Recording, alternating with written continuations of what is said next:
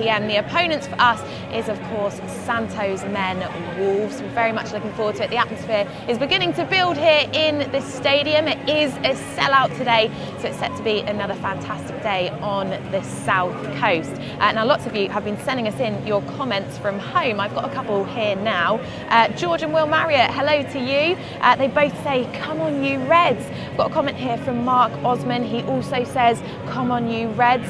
Steve Parker is joining us on the live stream. Big hello to you, Steve. He says, "Come on you Saints." And Colin Toman also says, "Come on you Reds." Absolutely fantastic to hear the support of so many of you watching from home and watching from all over the globe today as well. Now, interestingly, this will be just the second time Southampton will host Wolves in a Premier League match. The only other such meeting came in September 2003 when James Beattie secured a brace to make it 2-0 to the Saints, and Southampton will certainly be hoping for a similar result today. Now, lots of you have been sending us in your thoughts on how the Saints will line up to take on Wolves this afternoon. Who do you think Ralph Hasenhüttl will place in that starting 11? Will he keep the side the same as last weekend? Will he change it? Well, we're yet to find out, but we are just moments away now from that all-important team news. Of course, the embargo is an hour before kick-off when we can reveal that news. It's certainly set to be a fantastic afternoon here. The sun just popped behind the clouds now, but it has been a rather pleasant afternoon here, and everybody in the stadium is certainly looking forward to taking on Santos men Wolves.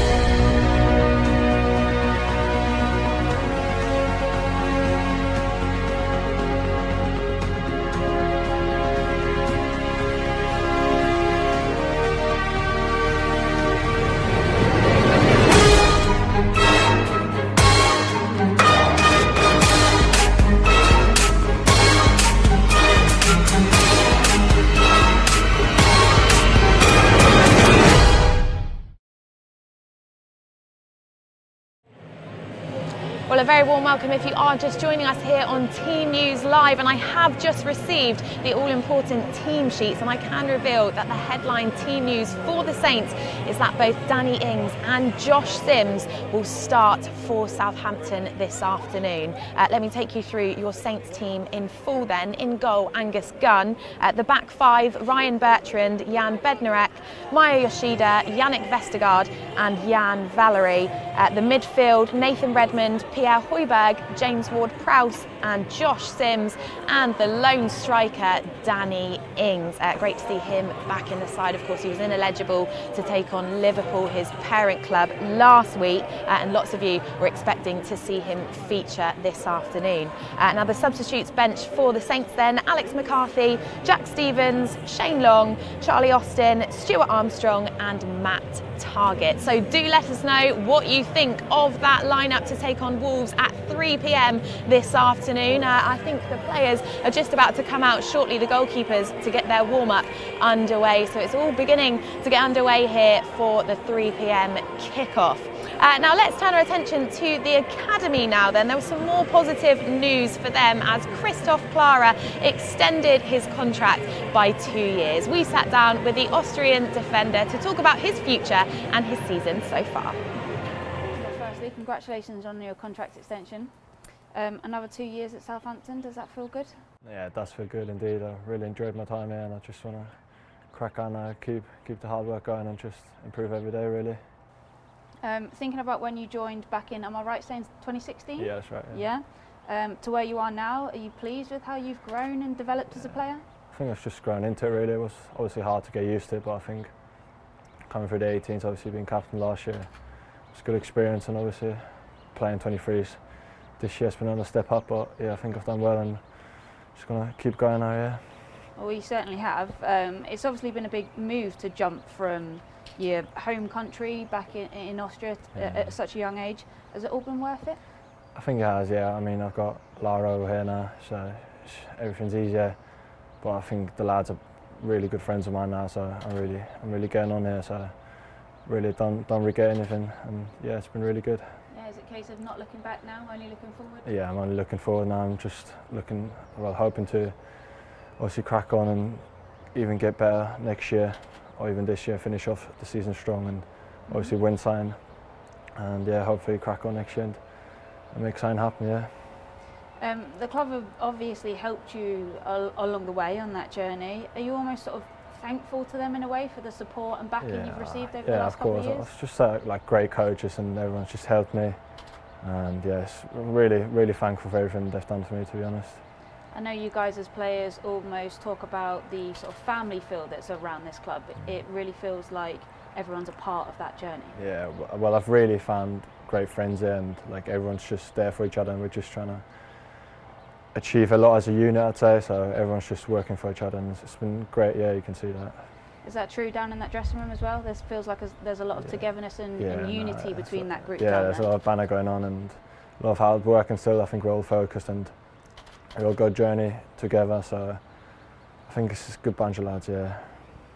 The environment as well that the coaches create here, and sort of the importance that's placed on young players and the pathway through to the first team, that must be really exciting for you as an academy player. Well, it is, yeah. Obviously, you can see there's a chance if you do well, and if you keep playing well and work hard, there will be a chance eventually. So it's a good pathway here, yeah. And it's obviously been a really promising season at under 23s level. You've been a big part of that.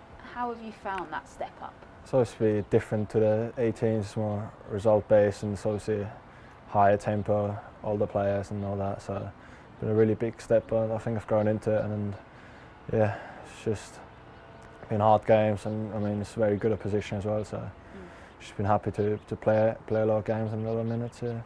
Good. It's kind of been a season of development all round, really, especially from an academy perspective. Does that inspire you and drive you as young players, because you're seeing teammates who you play alongside at 23s level going up to make first team debuts? Of course, you can see that it's possible, and they've made it happen. So obviously you want to do it as well and just get your chance in the first team. But obviously you see that it's possible, so that gives you a bit of excitement as well. And just lastly, June 2021 seems a while away now. You've got a couple of years here. But what do you hope to achieve in those next two obviously, seasons? I just want to improve as a player and obviously make my first team debut. That would be a dream for this club, yeah. Anything else? Obviously play internationally as well. It's obviously 21 years and qualification and all that coming up. So I'd say first team debut at club level and internationally, I'd obviously want to play for the 21s, yeah. Well, if you have just joined us here on Team News Live, I can reveal that the headline team news for Southampton today is that Danny Ings and Josh Sims will both start for the Saints. Lots of you have been sending us in your thoughts, and it seems that you're rather happy with today's starting 11. William Jennings, big hello to you, has said Saints 3, Wolves 1. Jordan Nicholas is also joining us. He says 2-0 to Southampton. Come on, you Reds. Martin Miller has also said, come on you Saints. Stuart Wilson, big hi to you Stuart. He says Saints will win 2-1 today. Terry Andrews is also going for a big win. Saints to win 3-0. Vanessa McHugh, obviously pleased to see Sims in the side. She's commented Sims and a love heart emoji. And we also have a comment here from Jason. He says, love it, brilliant team. Well, amazing to see you all so delighted with how the Saints line up to take on Wolves. The goalkeepers are just behind me warming up for the game ahead. But now we're going to turn our attention to Girls Football Week. Of course, Southampton hosted that last week. It was a huge success, and hundreds of women across the local community took part in a range of free activities aimed to inspire the next generation of young female footballers. So we went down to find out what it was all about.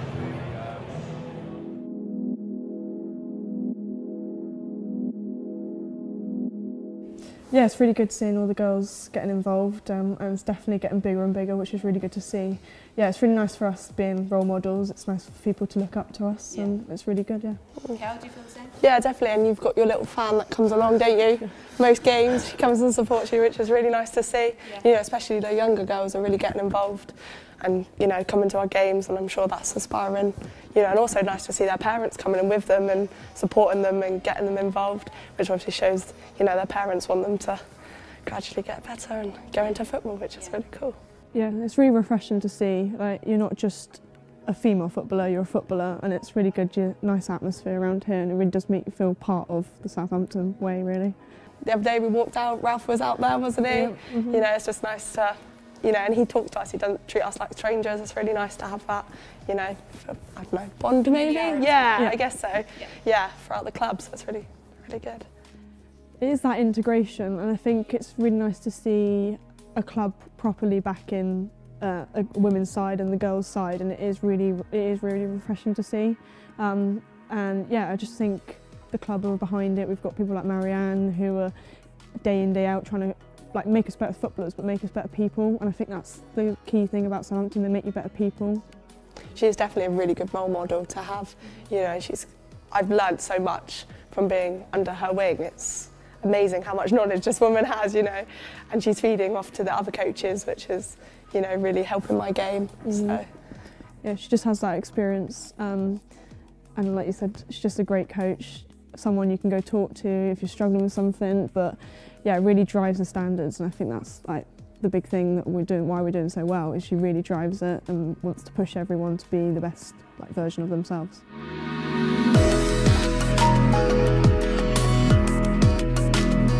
Obviously, it's Girls Football Week. It's all about inspiring the next generation of female footballers. How great is it that Southampton are shining a spotlight on them? Oh, it's amazing, because you look at the club and everything that it believes in, its values, and their values for people, not genders. It's about being potential into excellence. What does that look like for each person? It's not a boy can be this, a girl can be that. It's what is your potential as a person, not as a gender. And I think the club really instill that in the people that work here, the people that play here, and we just try and take that forward. So when we're talking to young girls, we're trying to give them the opportunity and talk to them about, you know, these girls that you saw tonight are role models. And we want them to inspire the next generation of girls to play for this club, because it's a great club to be involved with. And of course, you know, Girls Football Week isn't just about girls that want to play football, it's about girls that potentially want to go into a career in refereeing, coaching, sports science. How important is it that Southampton are opening these doors for them?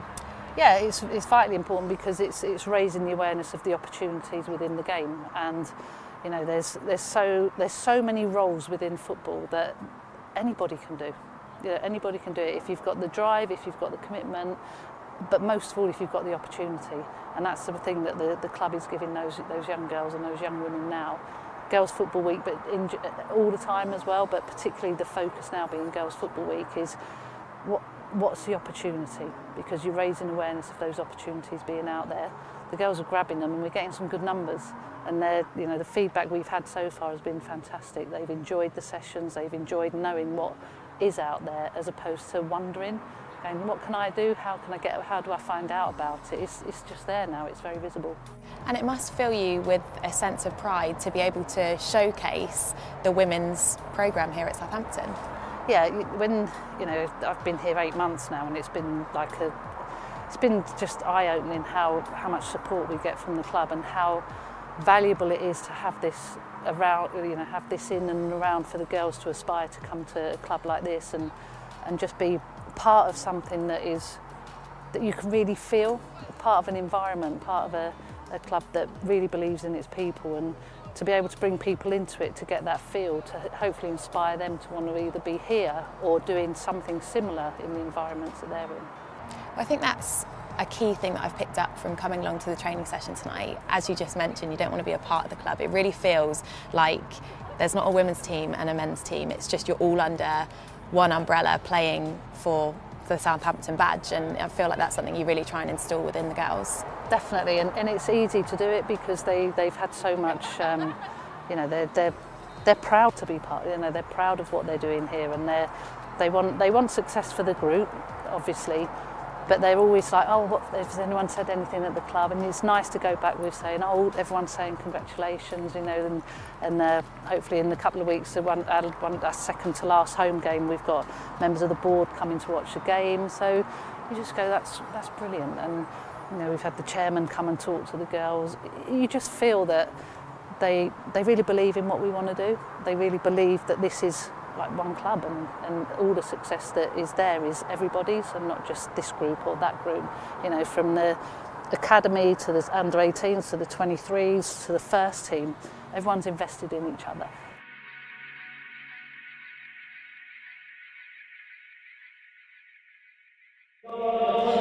Well, kick-off is fast approaching now, and it's just under 45 minutes time until the two teams will be making their way out onto the pitch through this tunnel. And of course, this is the hallowed turf. This is where the game will take place at 3 p.m. today. The fans are already starting to filter in to the stadium in preparation to take on Wolves. Now, just to get us in the mood, we thought we'd recap an absolute classic. Let's rewind the clock back to 2007 when we won 6-0 at Molineux. Have a look at this. And here is Sermon. And Saganovsky! Southampton lead at Molineux. And it's the big Pole, Marek Saganovsky, who reignites their playoff hopes.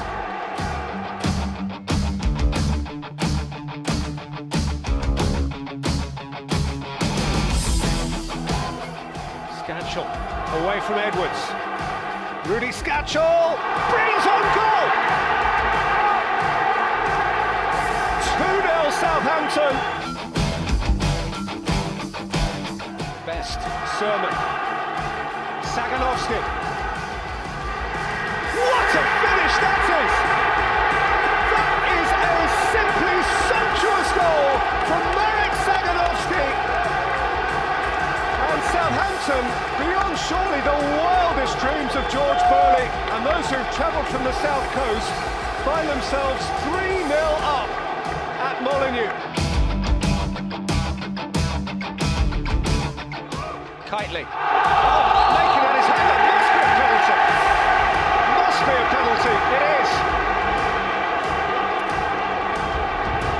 There really is no argument. Graham Salisbury had no option.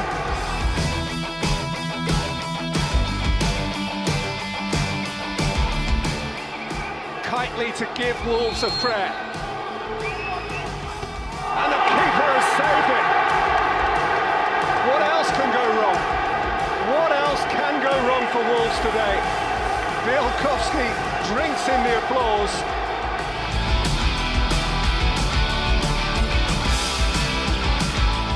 Dyer, Guthrie, Dyer. And Best! And Best! And 4! Leon Best's first ever Southampton goal, and surely they're out of sight now.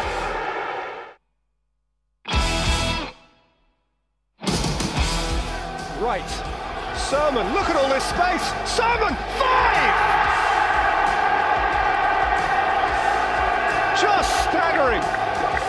Just staggering the Saints.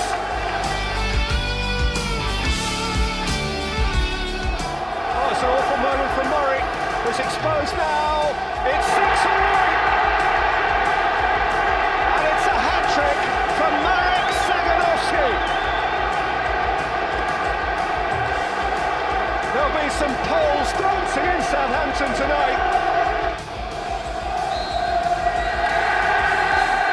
Absolutely staggering.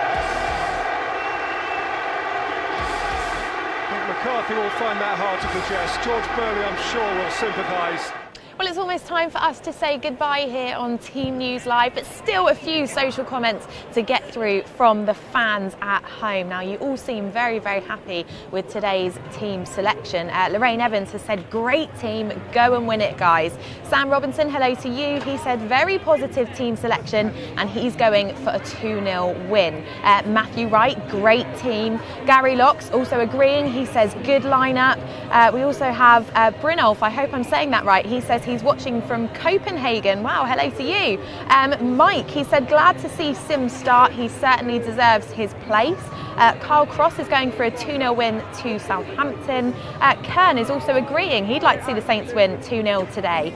Ryan Powell also agrees. He said big 2-0 to the Saints.